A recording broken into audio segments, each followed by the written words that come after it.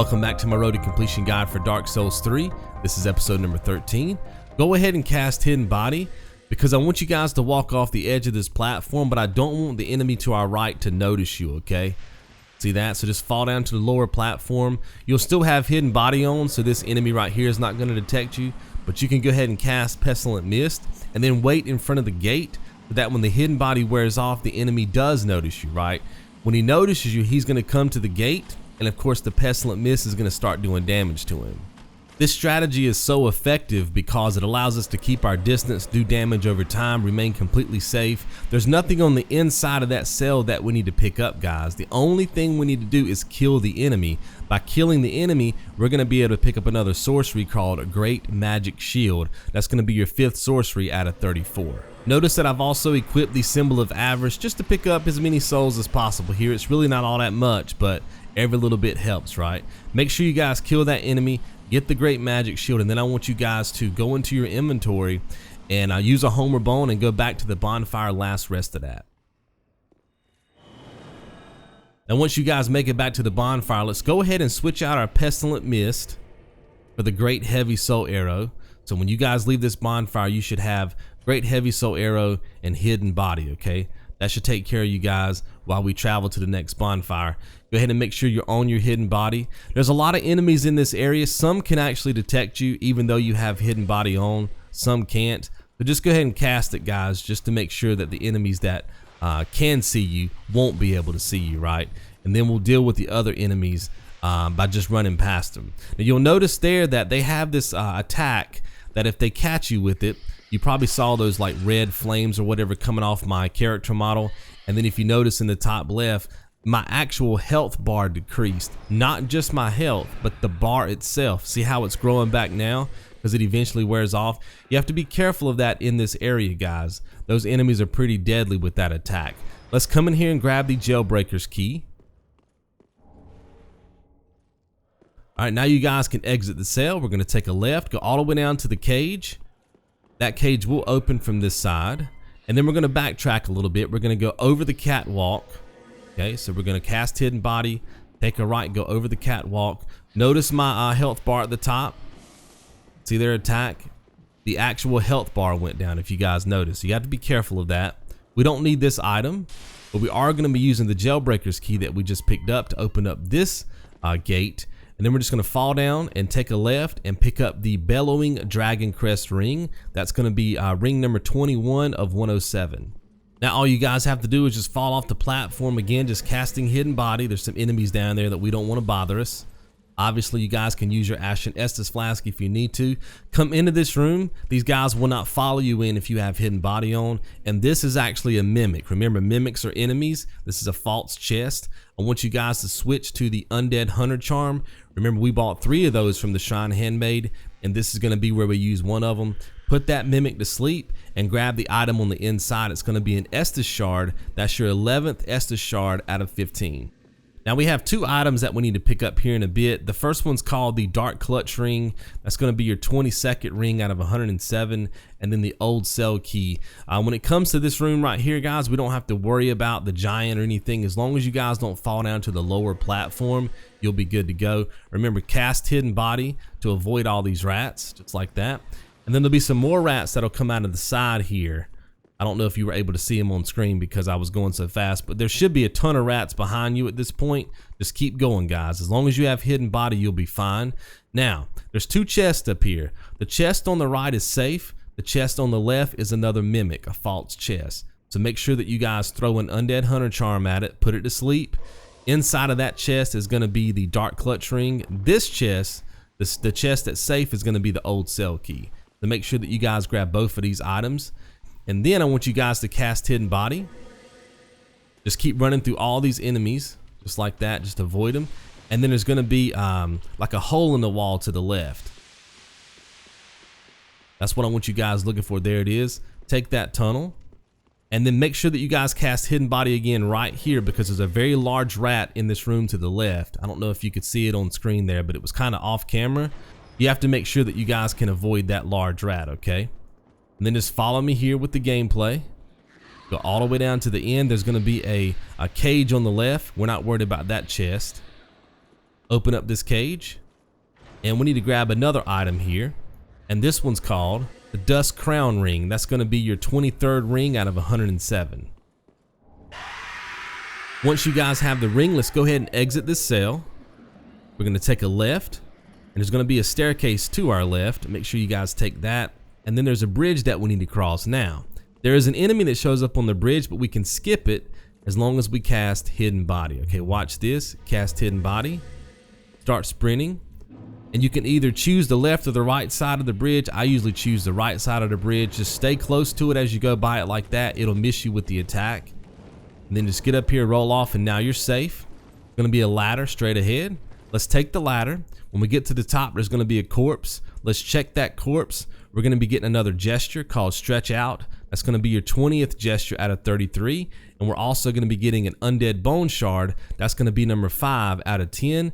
Then I want you guys to rest at the bonfire and set up a safety save.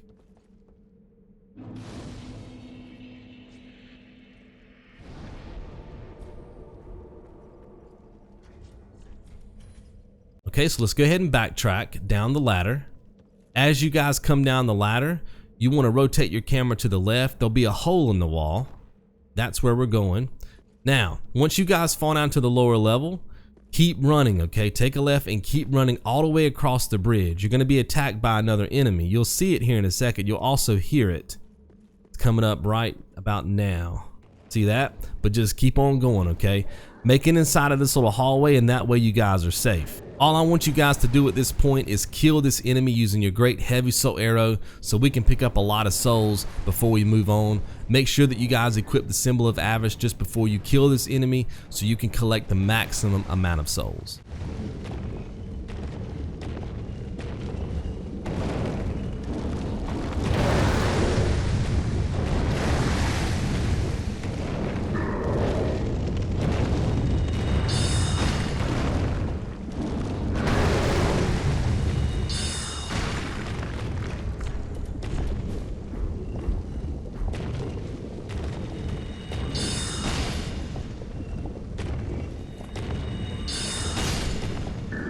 Now, even though this seems like it's a bit of a waste of time because we only got a little over 3,000 souls for killing this enemy, it's kind of like, why stop for just 3,000 souls, right? Well, there's going to be some stuff I want you guys to buy once we get back to Firelink Shrine. Plus, we have to reinforce some things, and that stuff doesn't cost that much, right? So 3,000 souls when you get back to Firelink for the stuff that we need to do is actually a lot of souls, okay? So I just wanted to make sure that everybody had the correct amount of souls before we moved on, and that was the purpose of putting that particular enemy into the guide so we could kill it and make sure that we had those souls. So we'll come up here. Now there's going to be a swamp area down here with some new enemies that I don't think, well actually you have seen these enemies before back in Irithyll, but I don't think we spent too much time with them. You definitely want to get through the swamp super quick so they don't bother you. These are pretty crazy enemies to have to contend with if you're a beginner. So just get through the swamp as fast as possible. Don't let the status effect build up on you guys. You just want to be in and out as quick as possible. Let's go up the ladder. We're going to head to the left. We're in search of another item here. It's actually called the Logan Scroll. You just want to go all the way up the stairs. There's going to be an enemy up here that I want you guys to kill. Once you guys kill this enemy, he will drop the Logan Scroll. Now the trickiest part about this fight is the fact that this enemy has sorceries. It can cast projectiles against your character. So notice that I'm always making sure that I have full health, full magic, right? Because you're going to be using magic on this enemy as well. Now there's two main strategies here. I'm going to be showing you a hybrid of both, okay? But the first strategy is pretty simple. You just go toe to toe with the enemy. You cast magic, the enemy casts magic. You keep healing, obviously, as you take damage, but the enemy does not heal when it takes damage, and then you just win by default, right? The second strategy is to keep walking backwards around this area and keep your left shoulder as close to the wall as possible, okay? That's going to allow you guys to fire off a great heavy soul arrow, but when you see the enemy cast heavy soul arrow at you or soul spear or whatever, you guys just dip in behind the structure of this building for protection. So you guys feel free to choose whichever strategy you prefer. The main thing here is that you pick up the Logan Scroll, okay? That's going to be the 3rd scroll out of 4. Remember, we can give these scrolls to Orbeck back at Firelink Shrine, and we get advanced magics that we can use, or sorceries, I should say. So now I want you guys to jump across the gap, go all the way to the top of the stairs, and you guys will see Siegward again. open up the gate. Now that you guys have the old cell key, it'll open right up. Let's go ahead and talk to him so we can get the Titanite slab. Ah, you are a saint. Once again, you are I, Siegward of Katarina. Take this, a token of my... The Titanite slab is so important for the run, guys, because it allows you to level up your weapon all the way to +10, which is going to give you guys a trophy. Make sure that you also grab the Covetous Gold Serpent ring just before you exit the cell. That's going to be your 24th ring out of 107. Now you guys can roll off to the platform, pick up another miracle. This is called Wrath of the Gods. This will be your 6th miracle out of 35. And then go ahead and drop down to the lower level. Again, guys, this is a false chest. It's a mimic. Let's go ahead and use our Undead Hunter Charm to put this thing to sleep. And then you guys can grab the Court Sorcerer's Staff. Once you guys have the staff, go ahead and use a Homer Bone and travel back to the bonfire last rested at.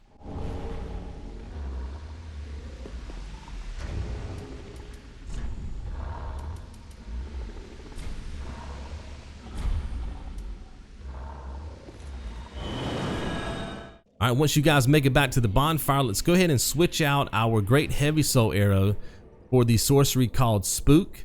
And then I want you guys to set up a safety save.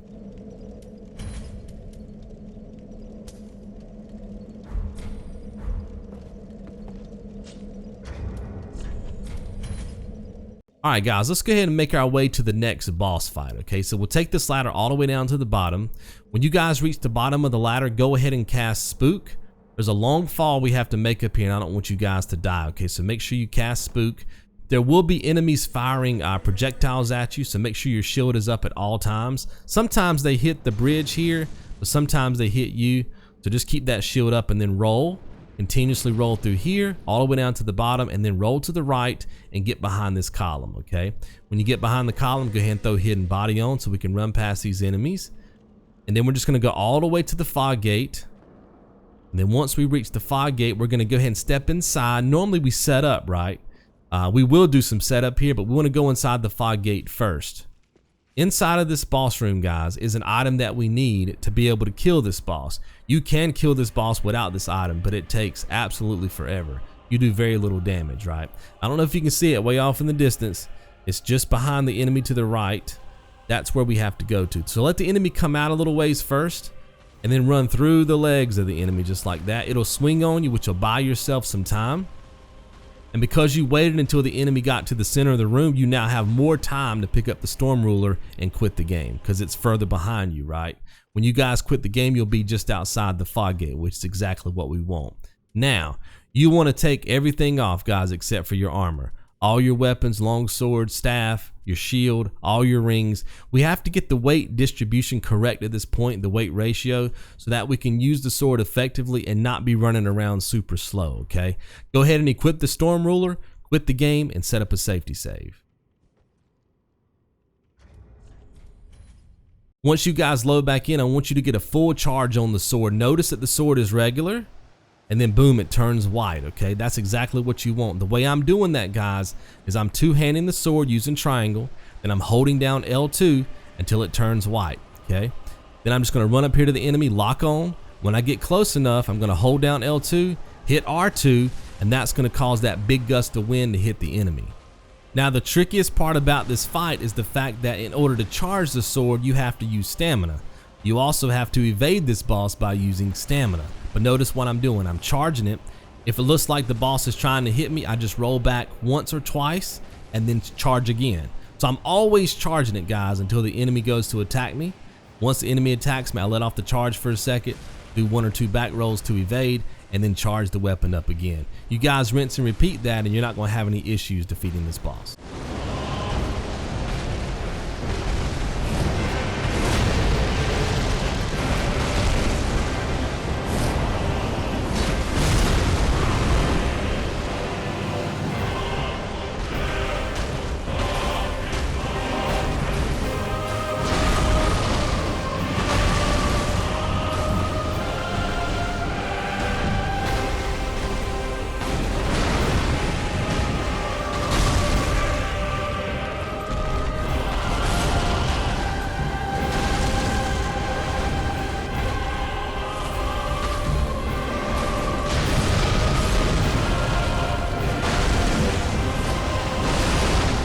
And the final blow should be coming up right here, guys. Yep. Remember, just hold down L2 to charge that sword, R2 to fire, and you guys are good.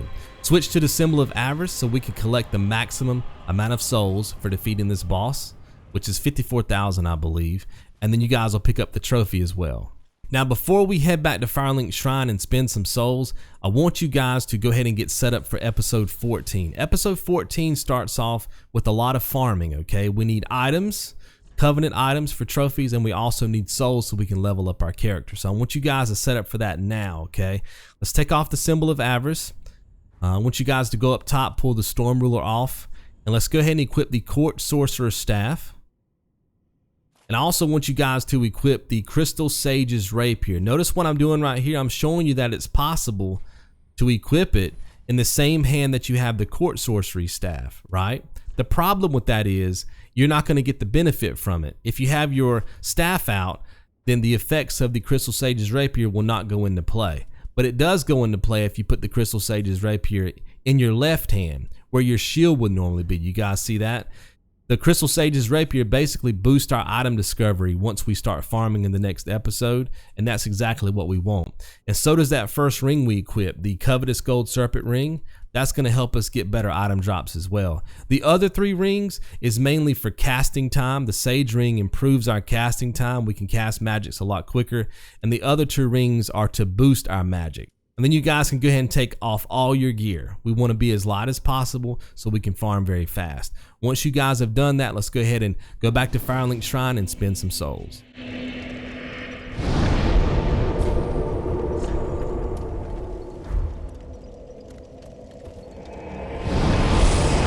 You guys are probably starting to notice the pattern at this point. We come back to Firelink Shrine, we talk to the Shrine Handmaid, we sell some stuff, we buy some stuff, then we go talk to all the other NPCs and do whatever it is we need to do for them, and then of course we go exploring again. So we're gonna do the same thing here. We're just gonna sell some stuff, then I want you guys to purchase some Titanite shards, 12 to be exact, and then we're gonna head over and talk to Orbeck.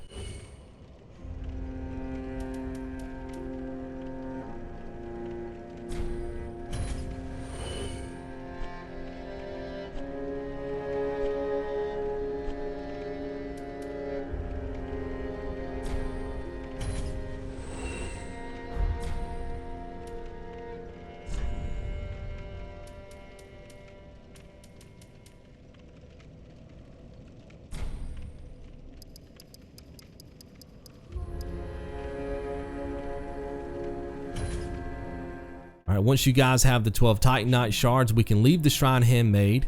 We'll come over here and talk to Orbeck. We need to give him that Logan scroll that we just picked up a second ago, right? That scroll is very important for getting advanced level magic from him, which we're gonna need to farm because those magics do more damage. And of course, we wanna be able to kill the enemies while we're farming as quick as possible, okay? So give him the scroll and then give him the Logan scroll. And then we want to go in and learn sorceries, and I want you guys to buy Soul Spear. It's going to be your 6th sorcery out of 34. And that's all I want you guys to buy from Orbeck, okay? We want to conserve our souls because we are going to level up a bit here before we leave Firelink. We'll come over here, talk to Andre.